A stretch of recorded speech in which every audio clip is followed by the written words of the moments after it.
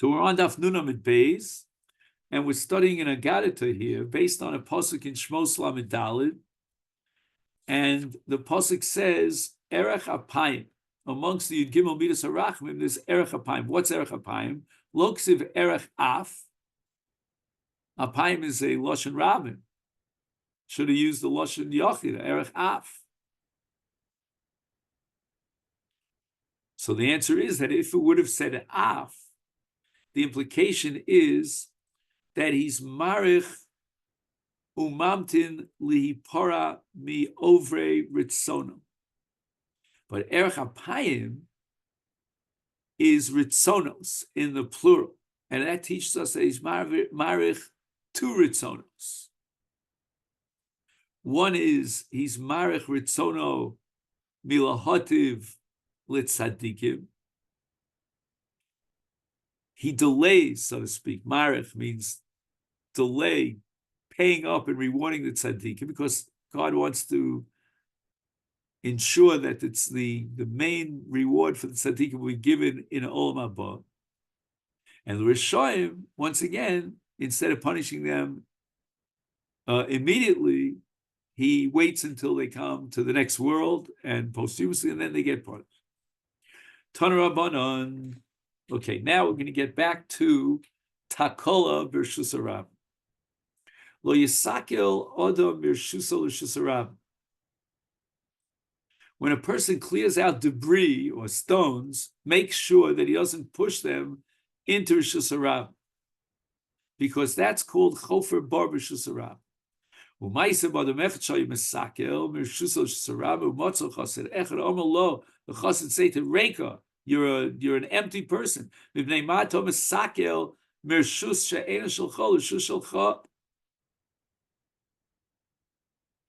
other words, this sada is not necessarily going to be yours forever and ever. Maybe you'll sell it one day. But Rishus Harabim always is something that you have a part in. So yesh lecha chelik ba. So the chassid is basically accusing him of doing something idiosyncratic, because only a stupid person would damage himself. I mean, you also need Rishus Harabim, and now you're setting up Avonim and Takolas and Rishus Harabim. Liglel Olav, and the person who is clearing off his debris and stones into Rishus Harabim started laughing at him. He didn't understand what he was saying, because the mitzias is that he's being misakel from his own rishus into rishus that doesn't belong to him. But liyomim nitzrach limkar sadeu vayimahalach b'yoser rishus harabim nichshal b'yoser navonim omer yofa omer liyoser chosid mivnei ma'ato misakel mishus she'ein shalcha. At the end of the day, he had to sell his field from which he had cleared off the stones, and the stones went into Rishus Harabim. He was walking through Rishus Harabim, and he tripped, and he fell, and he got injured, and he began to appreciate what the chassid had told him, that you're taking from Rishus She'ein Shalcha, even though it's his son right now, but he's going to sell it, and that's what happened, into a Rishus that Shalcha, that you'll need that Rishus. And this leads us to the Mishnah here on Daf Nun Amid Beis. Hachofer bar b'shus harabim v'nofal esocho shorach hamorchayim. Echad hachofer bar osiach o ma'or. As we discussed earlier, 3 types of boros. And not only that, but there's something called charitzim uneitzim and ischayv. What's charitzim? Charitzim are square diggings without a roof, and neitzim are wide diggings on the top where you open up the entrance into the bar. And as you go down, it becomes more narrow and narrow. So the Gemara, the Mishnah asks the following: Imkain, if the Torah says that Yechai for all those different kinds of chafiras, lomenem or bar, why did the Torah just simply use the word bar? And the answer is, the Torah wants to teach us ma bar. Kishayeshlo kidei lahamis, which means asar tfachim, afkol, even the other types and categories of chafiros, you're not chayev for a behema, for an animal that fell into that chafir and died, unless ksheyesh lo kidei lahamis, it has asar tfach. But hoyu pchusim asar tfachim and aflos l'shar chamor meis potu. Im huzak bo chayev. So if a bar is 9 tfachim deep, you're chayev for nezikin if the shar that fell in broke its leg, but you're not chayev for misa because a bar pachos me'asara eino memes.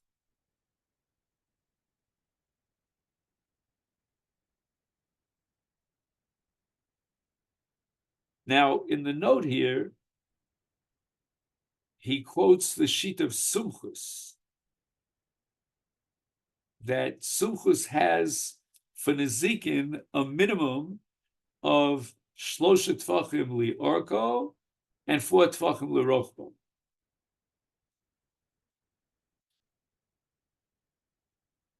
This is all in a brisa.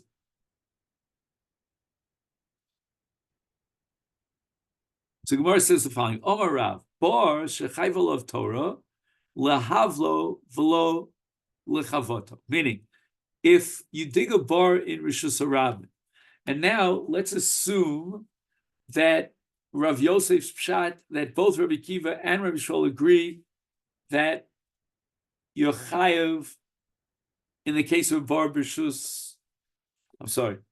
That according to Rava, I said Rav Yosef by mistake. Everybody agrees, both Rabbi Shmuel and Rabbi Kiva, if you dig a bar b'rishus Harabim, you're chayev. Says Rav, why are you chayev?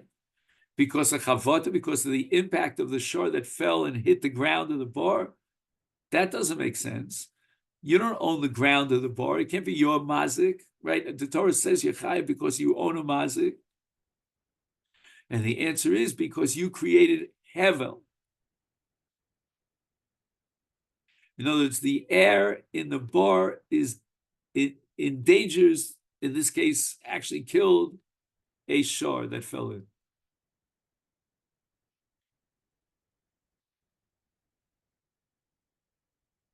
Alma says the Gemara, what principle underlies Rav's shita that you're not chayev for nezek that was caused by chavota? Because savar chavota is karka olam hudemaskile, that the karka of the bar he doesn't own. Right? It belongs to the Rishus Harabim, to the Bnei Rishus Harabim.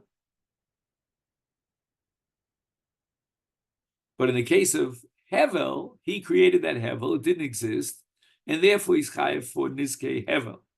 Shmuel Amar, Shmuel disagrees.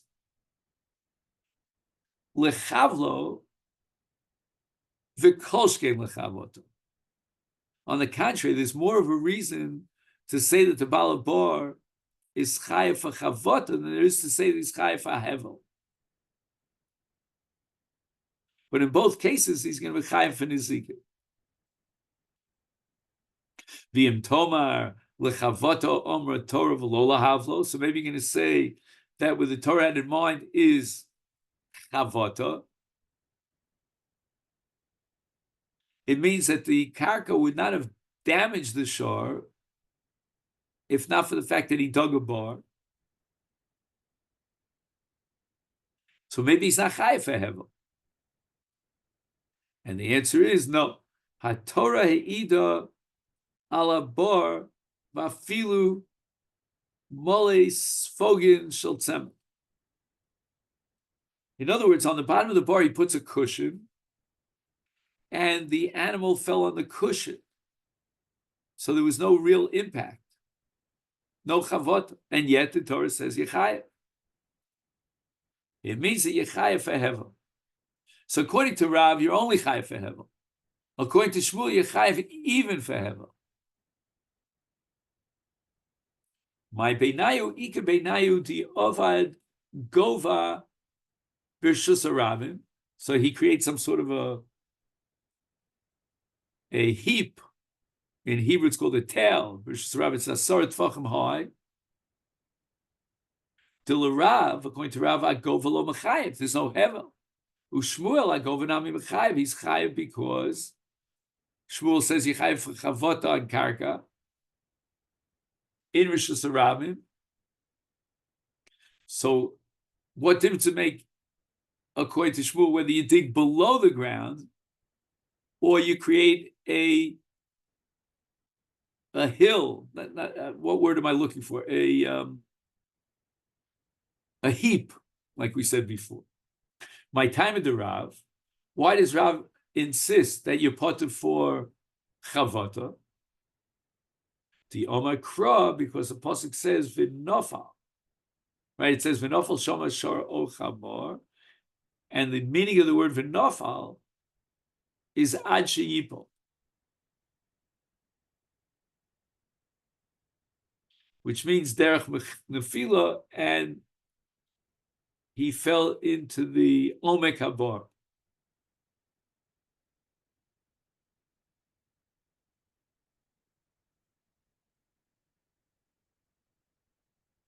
So how does Rav derive the conclusion that you potter for chavata?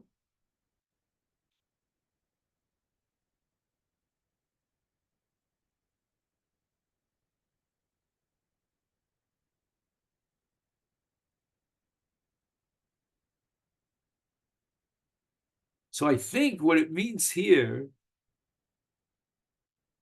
is that the animal fell face forward, face down, I guess you'd say.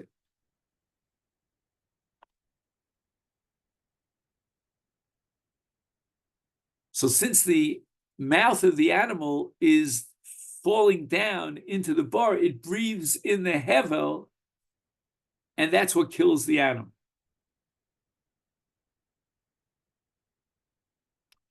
I don't understand why. What problem does Rabbah have with the pasuk here? It says v'nofal. I mean, even if you're chai for chavot, it would say v'nofal. Why does v'nofal in the? What word could have substituted for the word v'nofal?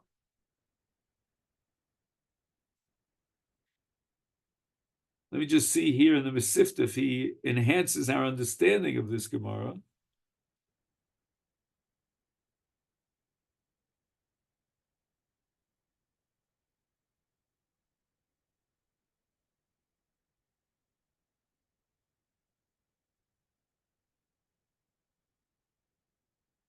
So I have a partial answer. I don't have a full answer. Rav understood that the word v'nofal, which means derech nefila, which is face forward, to the exclusion of a shar that slipped and fell backwards into the bar. Why are you potter in that case? Which is not a normal nefila. And the answer is because chavot is potter. So when the animal falls backwards and dies as a result of the impact in the bottom of the bar, that's not considered v'nofal, because that's not a normal nefila. Shmuel v'nofal koldu mashma.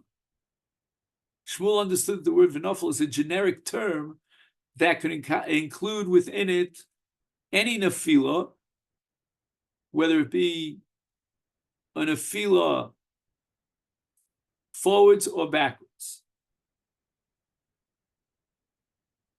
Right, forwards, face down, would be hevel, and backwards would be chavot. Tanan, we learned in the Mishnah, our Mishnah, in Kain Loman Emar Bar. What did the Torah want to teach us by using the word bar? Ma bar sheyesh bo k'dei lahamis asar tfachim af kol sheyesh bo k'dei lahamis asar tfachim. Bishleim l'Shmuel af kol lasuye gova. Right? What are we emphasizing here? That we derive from the word bar af, even kol. And that's going to be a case where he heaps up a pile, a tail above the ground. Lasuye gova. which according to Shmuel Yechayev, because Yechayev for Chavod. El Rav, but according to Rav, who says Begova, if you heap it up, you're not Chayev because there's no Hevel, is Af Kol Asuye Mai. And the Gemara answers Lasuye Charitzin Uneitzin.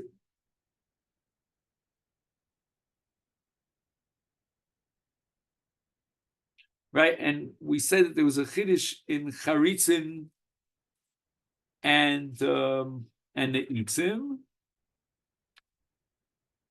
that even though it's, I guess you could say it's less dangerous,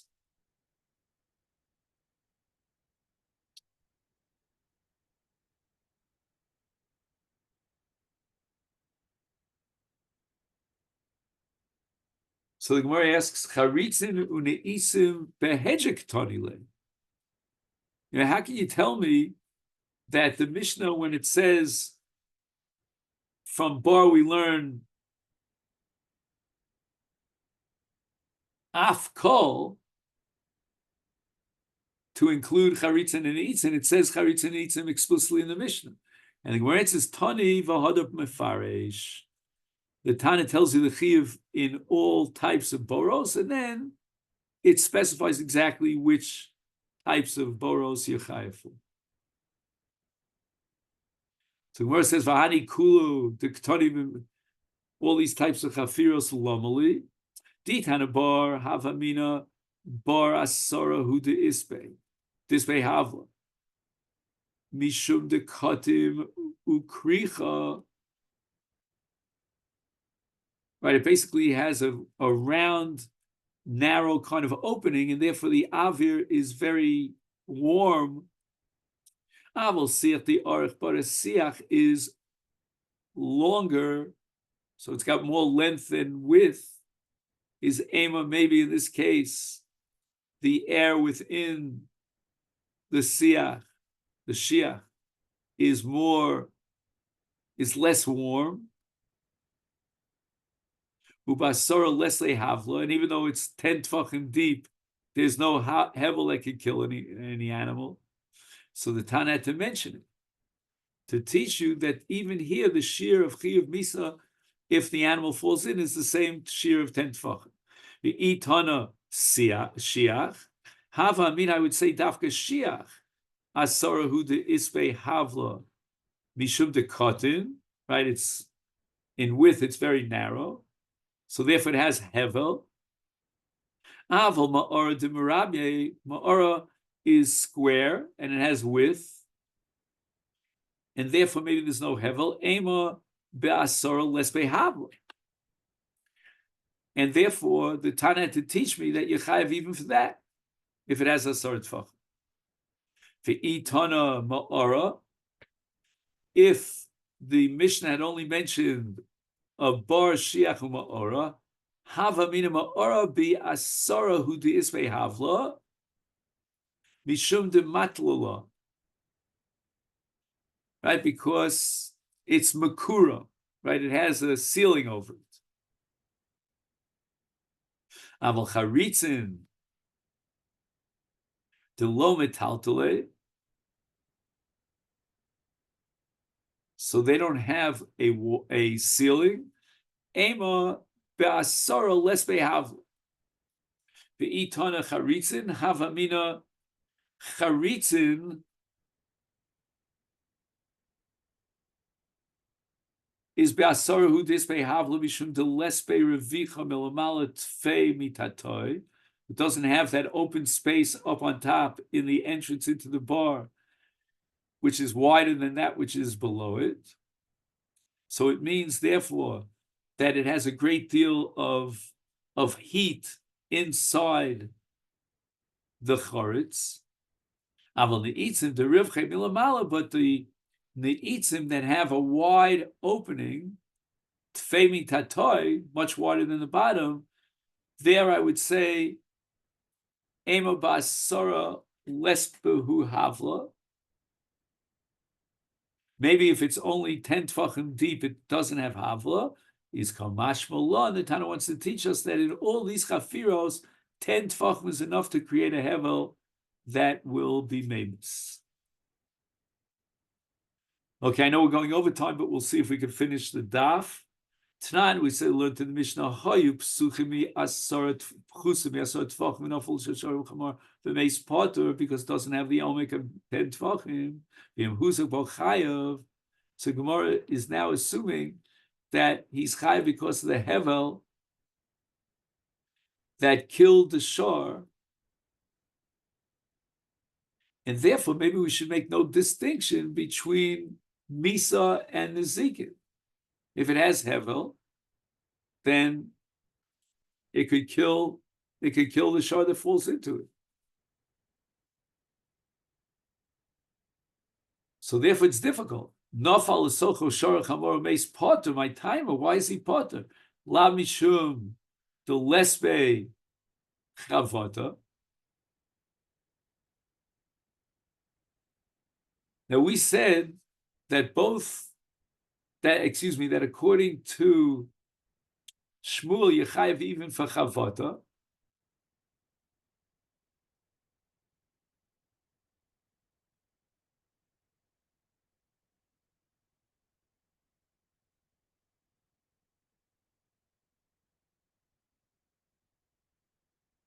but according to Rav, you're not chayev for chavata, you only chayev for hevel. And now we're being medayik from the Mishnah that if it doesn't have chavata, you potter. That's difficult. Both according to Rav and Shmuel, both of them maintain that you chayev for havel. So Gemara says, "Lo, why you potter? Mishum de lesbe havel. If there's less than 9 tefachim, then it doesn't have hevel." So the Gemara asks, "The hachi is im huzak bo chayav." It says that you chayav for nezikin on a bar that's less than 10 tefachim deep. Hol lesbe havla. If it doesn't have 10 tefachim in depth, it doesn't have a hevel. And Gemara answers, Amri ein havla lemisa, but yesh havla lenezikin. So just like in chavata, 9 tefachim is not enough to kill the animal because of the thrust of the fall. So too with regard to hevel, the bar cannot create a hevel amemis if it's less than 10 tefachim deep, but if it's 9 tefachim deep, it does create a hevel linezikin. So again, let's just go over. A bar is a pit, it's small and round. A shiach is a ditch that's long, it's more spacious.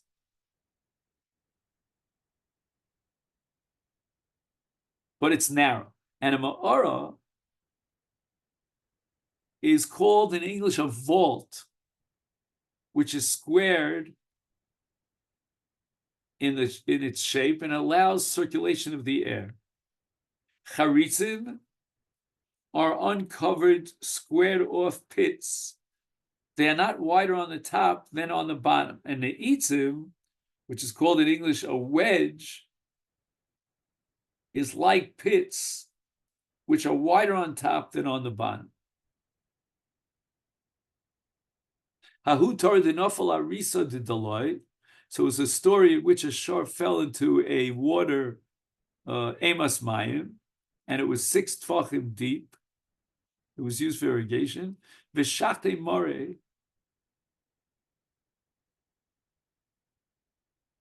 And they immediately shechted this shor. Trafe Rav Nachman. Rav Nachman says you can't eat from this meat because it was a trefa. Now, as we assume, or at least we consider the strong possibility that when the animal fell into the bar, it broke its organs, and as a result, it's a trefa. Omer of Nachman Shakil Mori Lahai Torah Kabel de Kimcha. If the Baal Hashar would have taken a kav of kemach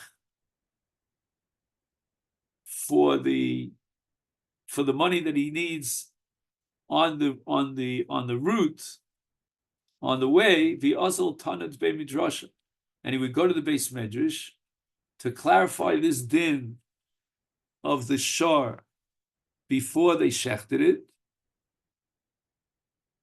Then here's what he would have found out: Im shasa, if the animal after its nefila survived me'esleis for a full 24 hours, kshera, then we assume that despite the fall into the bar, it's going to survive. Is loaf the Torah the shova Kamma kabi. He wouldn't have lost the shor, which is worth many, many kavim of kemach.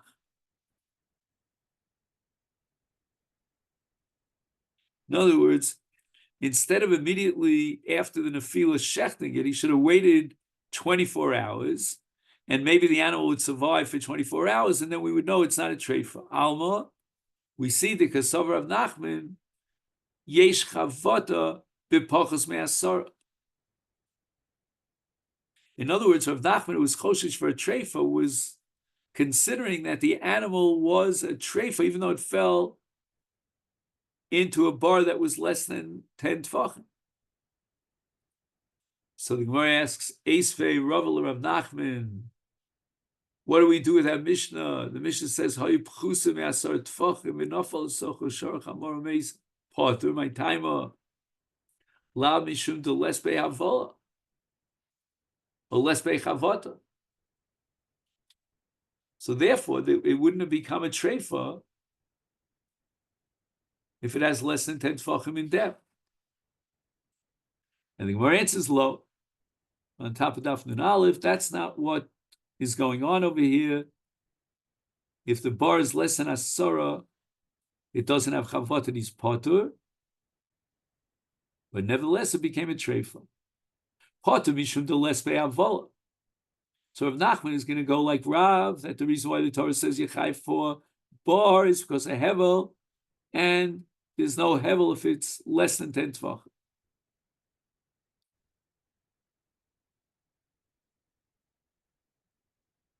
So the Gemara asks the Hachi, who's a Bochayev?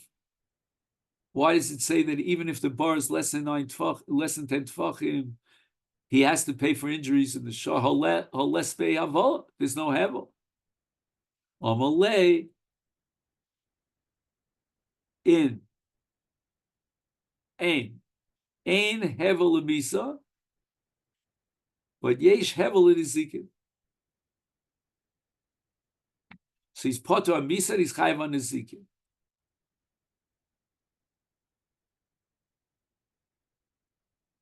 But in any event, there is an element of chavata that could cause Misa, and therefore Nachman declared that the shor that fell into the bar that was 6 tfachim deep is a suffix treif. Okay, so this is where we're going to stop for today.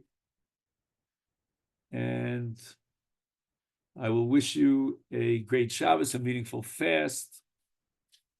And thank you for a very solid week of learning.